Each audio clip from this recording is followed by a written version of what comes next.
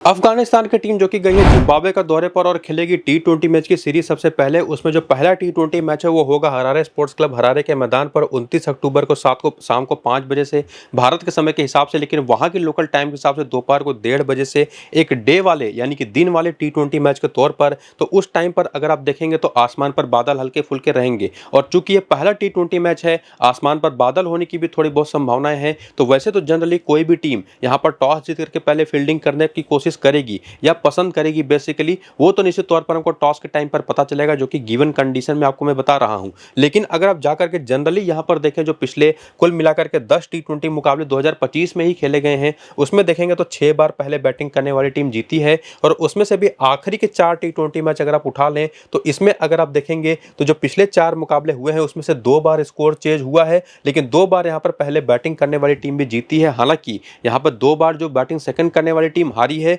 वो टीम रही है तंजानिया की, जो कि उतनी एक्सपीरियंस के साथ आती नहीं। बैटर्स इनकी उतने बहुत ही ज़्यादा टैलेंटेड या बेसिकली कहें उतना अनुभव रखते नहीं कि वो कुछ खास बैटिंग कर पाएं, और उसी वजह से उनके सामने कोई भी स्कोर होता, जो कि 142 का स्कोर भी वो टीम चेज नहीं कर पाई। बड़े अंतर से आज 91 के स्कोर पर ऑल आउट होकर के फिर 174 का स्कोर तो चेज होना था ही नहीं, 111 रन ही बना पाई, वो भी 20 ओवर में 8 विकेट के नुकसान पर। तो लब्बो-लुआब यही है इस पिच रिपोर्ट का, इन सभी स्कोर कार्ड्स को दिखाने का और ओवरऑल रिजल्ट्स के बेसिस पर कि हरारे के मैदान पर जहां की पिच पूरी तरह से ड्राई और हार्ड होती है, घास नाम की कोई चीज होती नहीं, तो जनरली यहां पर कोई भी टीम टॉस जीत करके पहले बैटिंग करना ही पसंद करती है। क्योंकि थोड़ा सा मैच आगे बढ़ने के साथ साथ वेयर एंड टेयर जो क्रिएट होता है वो गेंद को थोड़ा सा फंसा करके बल्ले पर भेजता है, तो रन बनाने उतने आसान नहीं होते जैसे जैसे मैच आगे बढ़ता है। लेकिन जनरली इस टाइम पर जैसा वेदर होता है जिम्बाब्वे में वो उतना भी गर्म नहीं होता, और चूंकि ये पहला टी20 मैच है तो निश्चित तौर पर आसमान पर बादल होने की वजह से जहां तक मुझे लगता है कि कोई भी टीम जो टॉस जीतेगी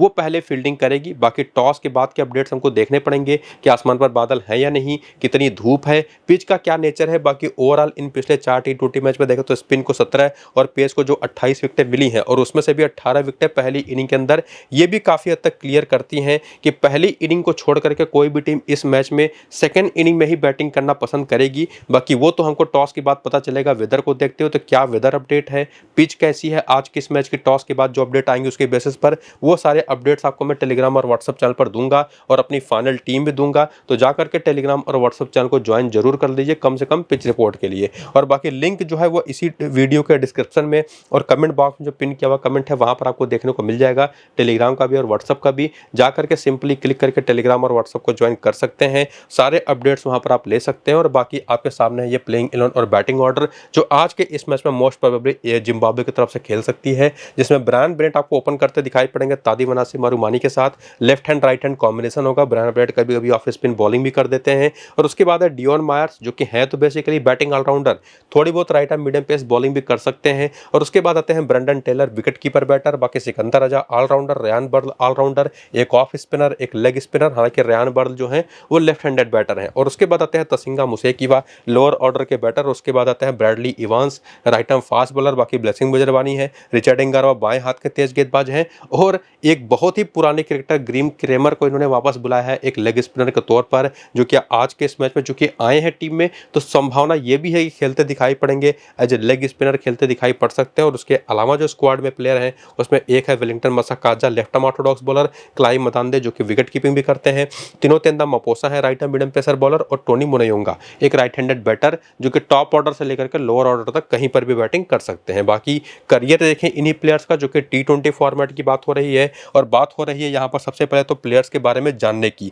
तो चूंकि जिम्बाब्वे की टीम है तो जनरली लोग उतना फॉलो करते हैं नहीं, तो उनके बारे में जानना काफी जरूरी है। तो उन सभी का करियर का पूरा डेटा आपके सामने है, जिसमें बैटर्स के टोटल नंबर ऑफ मैचेस, कितने रन बनाए, क्या बैटिंग एवरेज रहा, और उसमें अगर कोई बैटर विकेट भी ले रहा है, बॉलिंग भी करता है, तो वो नंबर भी आपको देखने को मिल जाएंगे। और ओवरऑल जो बॉलर्स हैं, जैसे ब्रैड इवांस की बात कर ले तो 17 टी20 मैच में 23 विकेटें हैं। अभी तक पहले पूरे के पूरे 17 टी20 मैच में जब भी पहली इनिंग में बॉलिंग इन्होंने करी है, और उसके लिए जितनी गेंदें फेंक करके जितनी विकेटें निकाली हैं उसको डिवाइड करेंगे तो 12 का स्ट्राइक रेट आता है पहली इनिंग की बॉलिंग का, और वही स्ट्राइक रेट सेकंड इनिंग में बढ़ करके 17 हो जाता है, जो दिखाता है कि पहली इनिंग में ज्यादा कामयाब ये रहे हैं। और ठीक उसी तरह से ब्लेसिंग मुजरबानी और रिचर्ड इंगारवा का भी पूरा डेटा अगर आप टी20 का देखें तो जिसमें कुछ प्लेयर सेकंड इनिंग में बेहतर करते हैं, कुछ प्लेयर पहली इनिंग में बेहतर करते हैं, कुछ प्लेयर ऐसे भी हैं जो कि दोनों इनिंग्स पर लगभग सिमिलर से परफॉर्मेंस करते हैं। और उसमें अगर आप किसी स्पिनर को इंक्लूड कर दे जैसे ग्रीम क्रेमर जिनके 28 में जब 35 विकेटें हैं, तो स्पिनर्स जनरली सेकंड इनिंग में ही ज़्यादा बेहतर करते हैं, ये तो नेचुरल सी बात है। और बाकी बैटर्स का तो जो पूरा करियर है इनिंग के बेसिस पर जो बैटिंग एवरेज है उसको पूरा देख करके, चूंकि इसको रिपीट करके पढ़ करके सुनाने की कोई खास जरूरत है नहीं, जितना समझाना तो वो आपको ने समझा दिया। वीडियो को यहीं पर रोक करके सारा डेटा आप जरूर देखिएगा और चेक करिएगा कि किसका करियर कैसा चला है, खास करके इनिंग के बेसिस पर, और क्या एक्सपीरियंस लेकर के प्लेयर्स आते हैं। लेकिन ये चीज़ जरूरी है जिसमें रीसेंट फॉर्म आपको दिखाई जाती है, जहां पर आपको पता चलता है कि प्लेयर का भी रीसेंट टाइम में कैसा फॉर्म है। जिसमें ब्रायन बेनेट की बात करें तो रीसेंट टाइम में जम करके रन इन्होंने बनाए हैं। यहाँ पर एक 15 रन की पारी को छोड़ दें तो यहाँ पर 51, 111, 65, 72, 40, 94 तो लगातार शानदार फॉर्म में रहे हैं। और उसी के साथ साथ तादिवना से मरुमारी भी अगर डोमेस्टिक सीजन की बात करें खास करके तो काफ़ी गजब के फॉर्म में रहे हैं। हालांकि जो सामने टीम बॉलिंग है अफगानिस्तान की, उसके खिलाफ मुझे थोड़े से डाउटफुल हमेशा से दिखाई पड़ते हैं। तो निश्चित तौर पर ब्रायन बेनेट तो एक शानदार ऑप्शन है।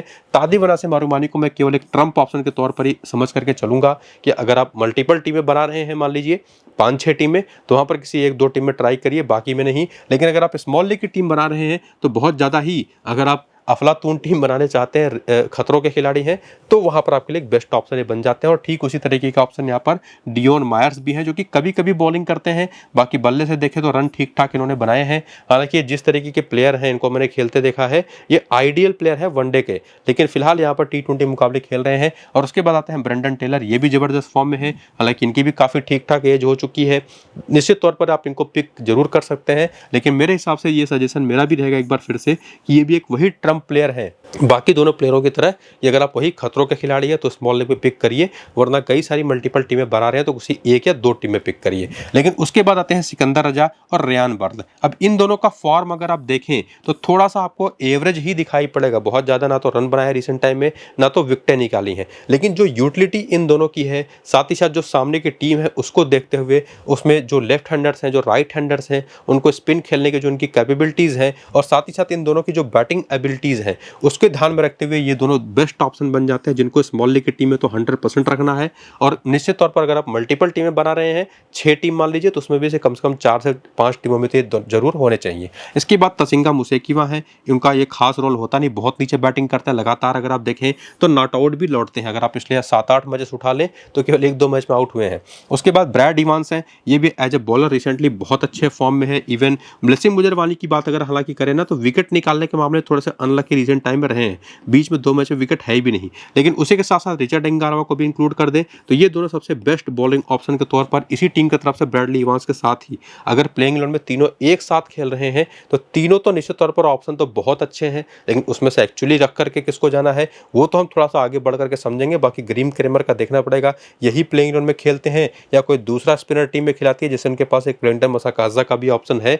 ये चीज़ हमको देखनी पड़ेगी। बाकी ग्रीम क्रेमर अगर खेलते हैं तो मेरे हिसाब से बहुत अच्छे ऑप्शन होंगे। लेकिन बाकी 6 ऑप्शन तो आपको मैंने ऐसे बता दिए हैं जो कि निश्चित तौर पर काफ़ी शानदार है, जिसमें से ब्लेसिंग मुजरवानी को मैं जनरली प्रेफर करता हूं सेकेंड इनिंग की बॉलिंग में। ये चीज़ आप जब भी मेरे कोई जिम्बाब्वे का वीडियो देखेंगे ये चीज़ आपको मैं हमेशा बताता हूं। और ब्रैडली इवांस को मैं जनरली प्रेफर करता हूं पहली इनिंग की बॉलिंग में। लेकिन रिचर्ड एंगारवा एक ऐसे बॉलर हैं जो चाहे किसी भी इनिंग की बॉलिंग हो, इनको मैं टीम में जरूर रखता हूँ। और उसी में अगर सेकेंड इनिंग की बॉलिंग होती है तो ग्रीम क्रेमर भी one of the best option बन जाते हैं।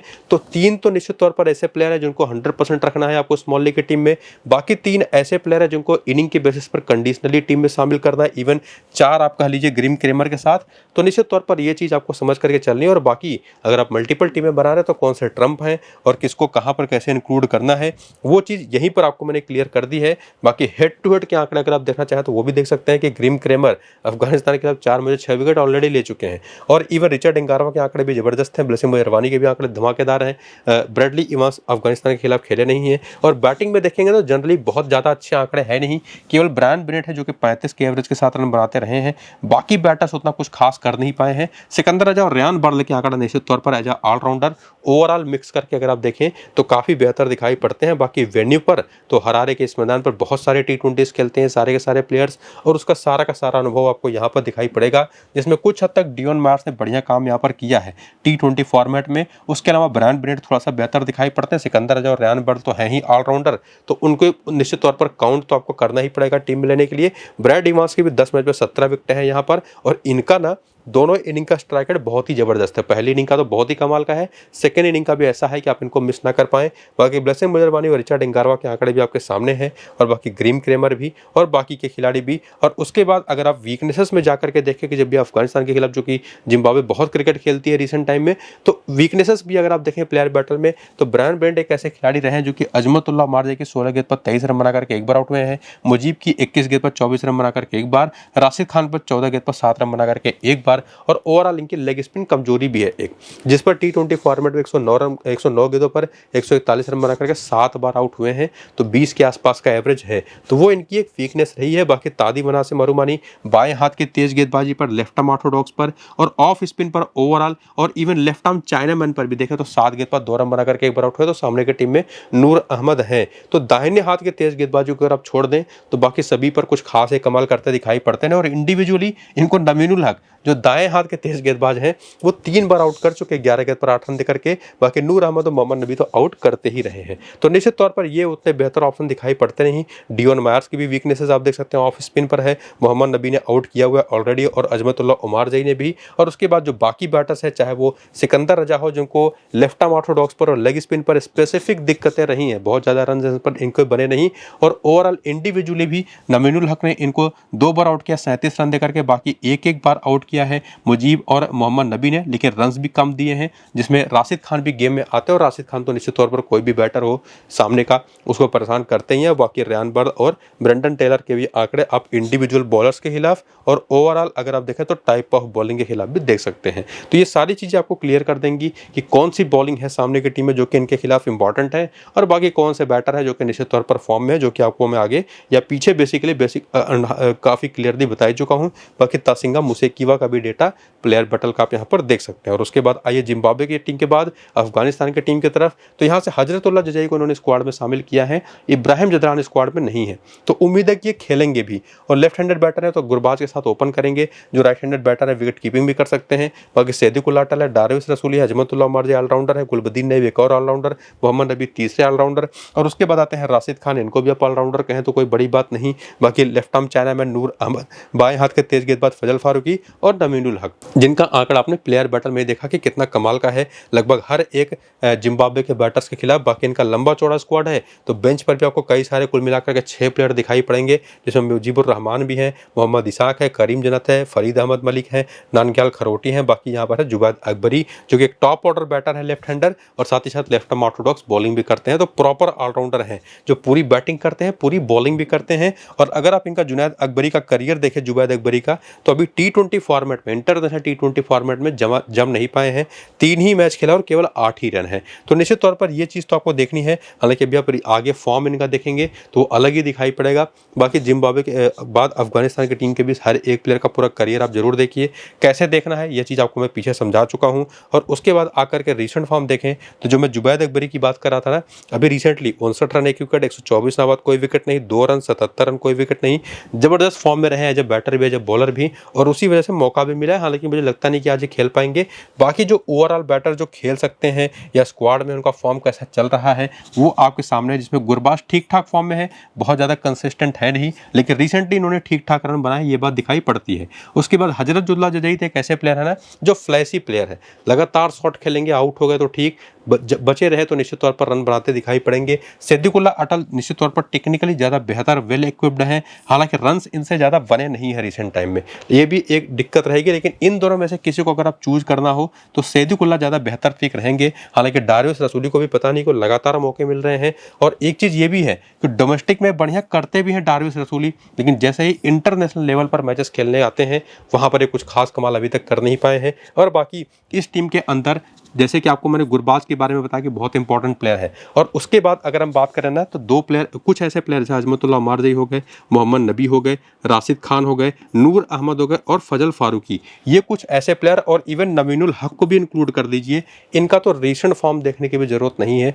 चाहिए तो आप जरूर देख लीजिए, वो निश्चित तौर पर आपके सामने लिखा हुआ है। लेकिन इनके बारे में तो कोई एनालिसिस करने की भी जरूरत है नहीं कि चाहे वो नबी हो, चाहे उमार जई हो, चाहे राशिद हो, नूर हो, फजल हो और इवन नवीन हो, तो ये सारे प्लेयर तो 100% एक फिक्स ऑप्शंस हैं, उनको आपकी टीम में होना ही चाहिए। हाँ, निश्चित तौर पर चूंकि कई सारे ऑप्शन कुल मिलाकर का टोटल 7 ऑप्शन बन जाते हैं, तो सामने की टीम से आप केवल 4 ही प्लेयर लेकर के जाएंगे, तो यहाँ से किसी एक को अगर आप थोड़ा बहुत ढील देकर के छोड़ना चाहे भी तो वो काफ़ी ज़्यादा डिपेंड करेगा किस इनिंग की बैटिंग है, किस इनिंग की बॉलिंग है। सेकंड इनिंग की अगर बॉलिंग है तो निश्चित तौर पर यहाँ पर नवीनुल हक को थोड़ा सा आप अपनी टीम से हटा करके तब निश्चित तौर पर यहाँ पर नूर अहमद को अपनी टीम में इंक्लूड कर सकते हैं। इन्हीं दोनों के बीच में थोड़ी बहुत रोटेशन आप कर सकते हैं और बाकी कुछ हद तक गुरबाज को भी अगर आप 6 टीम बना रहे हैं तो 3 ही टीमों में रखिए, बाकी कोई एक एक्स्ट्रा बॉलर प्रेफर करिए, वो लेकर के आप कर सकते हैं। बाकी बेंच के जो प्लेयर्स हैं उसमें मुजीब भी एक अच्छा ऑप्शन है इस टीम के खिलाफ, लेकिन देखना पड़ेगा खेलते हैं या नहीं। रिसेंट फॉर्म तो आपके सामने था ही। बाकी हेड टू हेड का डेटा भी काफ़ी कुछ आपको बताएगा कि गुरबाज तो ठीक ठाक खेलें, 10 में 278 रन 27 के एवरेज है, लेकिन बाकी का किसी का 22 के एवरेज है, किसी का 24 का, किसी का 8 का, और उसमें उमार जे के 6 मैच में केवल 3 विकेटें हैं। लेकिन उमार जे को मैं हमेशा कहूँगा कि बिल्कुल भी स्किप करना नहीं है, लेकिन रिसेंट टाइम में जो कि जैसी परफॉर्मेंस इन्होंने की है उसको देखते हुए। बाकी उसके बाद अगर आप देखें तो गुलबदीन नईब के 9 मैच में 173 रन 5 विकेटें हैं, मोहम्मद नबी के 18 मैच 485 रन 12 विकेटें हैं, तो ओवरऑल बहुत कमाल के आंकड़े हैं। राशिद के बारे में बात करने की जरूरत है, नूर अहमद भी एक ही मैच में 4 विकेट ले चुके हैं, फजल फारूकी के 5 मैच में 4 ही विकेटें हैं, 6 मैच में 11 विकेटें हैं नवीन के, मुजीब के 7 मैच में 8 विकेटें। और उसके बाद आगे बढ़ते हुए वेन्यू का आंकड़ा देखा तो यहाँ पर भी राशिद खान कमाल करते हैं। इसी मैदान पर जिम्बाब्वे के खिलाफ नूर अहमद एक मैच में 4 विकेट ले चुके हैं, 3 मैच में 8 विकेट यहीं पर है नवीनुल हक का। बाकी फजल फारूकी के 4 मैच में 3 विकेट। और बाकी बैटिंग में देखें तो गुरबाज तो यहाँ पर चले ही नहीं है, 5 मैच केवल 60 रन है, बल्कि यहाँ पर थोड़ा बहुत हजरतुल्लाह जजई ने बेहतर काम किया है। और उसके बाद वीकनेसेस को देखें तो यहाँ पर दिखाई पड़ेगा कि गुरबाज रिचर्ड एंगारा की बाएं हाथ की तेज गेंदबाजी पर 33 गेंद पर 38 रन बना करके 3 बार आउट हो चुके हैं, और रेयान बर्ल पर भी 2 बार आउट हो चुके हैं। और इसी वजह से निश्चित तौर पर जो रिचर्ड एंगारा है या रेयान बर्ल है बहुत इंपॉर्टेंट हो जाते हैं। बाकी left arm medium pace bowling और लेफ्ट आर्म ऑर्थोडॉक्स बॉलिंग पर भी इनकी काफ़ी अच्छी खासी कमजोरी रही है T20 फॉर्मेट में। बाकी हजरतुल्लाह जजई भी ब्लेसिम मुजरबानी पर एक बार रेयान बर्ल पर ओवरऑल लेफ्ट आर्म ऑर्थोडॉक्स और लेग स्पिन दोनों पर फंसते हैं। और उसी तरह से सैदिकुल अटल ये भी बाएं हाथ के तेज गेंदबाजी और लेग स्पिन पर काफ़ी पुअर रहे हैं। ब्लेसिम मुजरबानी भी इनको 11 गेंद पर 14 रन देकर के 2 बार आउट कर चुके हैं। और उसके बाद के जो बैटर्स हैं, चाहे वो अजमतुल्लाह उमार जई हो, चाहे गुलबदीन नईब हो, और इवन डार्विस रसूली, इनकी भी जो अपनी स्पेसिफिक टाइप ऑफ बॉलिंग के खिलाफ वीकनेस है उसमें एक कॉमन चीज़ दिखाई पड़ेगी, बाएं हाथ के तेज गेंदबाजी और even leg spin bowling. Off spin पर भी कोई कोई फंसता जरूर है, जैसे फॉर एग्जाम्पल गुलबदीन नईब को देख लीजिए, 6 बार आउट हुए हैं 126 रन बना करके, लेकिन ओवरऑल लेग स्पिन और बाएं हाथ के तेज गेंदबाजी और कुछ इंडिविजुअल बॉलर्स भी हैं जो कि परेशान करते रहे हैं। तो ये चीज़ तो काफ़ी हद तक क्लियर है, जिसमें नबी का भी आप आंकड़ा देख सकते हैं प्लेयर बैटल का, जो रिचर्ड एंगारा पर बहुत ज़्यादा विकेट देते हैं, कि दोनों टीमें काफ़ी हद तक टक्कर की हैं। फेवरेट तो जो कि बहुत स्ट्रॉन्ग बॉलिंग है अफगानिस्तान की, तो वही रहेगी, लेकिन फिर भी जो भी टॉस का अपडेट होगा उस पर भी चीज़ें डिपेंड करेंगी, पिच कैसा है उस पर भी चीज़ें डिपेंड करेंगी। तो वो सारे अपडेट्स पिच के बारे में, वेदर के बारे में, वो आपको मैं टेलीग्राम और व्हाट्सअप चैनल पर करूँगा, तो जाकर के दोनों को ज्वाइन करिए। वहीं पर अपनी फाइनल टीम भी दूंगा, नीचे इसी वीडियो के डिस्क्रिप्शन में और पिन कमेंट पर लिंक आपको मैंने दे रखा है टेलीग्राम और व्हाट्सअप पर, जाकर के ज्वाइन हो जाइए। सबसे जरूरी है कि वीडियो पूरा देखिए और अपनी टीम खुद से बनाने की कोशिश करिए। फिलहाल ये वीडियो यहीं पर होता है खत्म, चलते हैं, नमस्कार।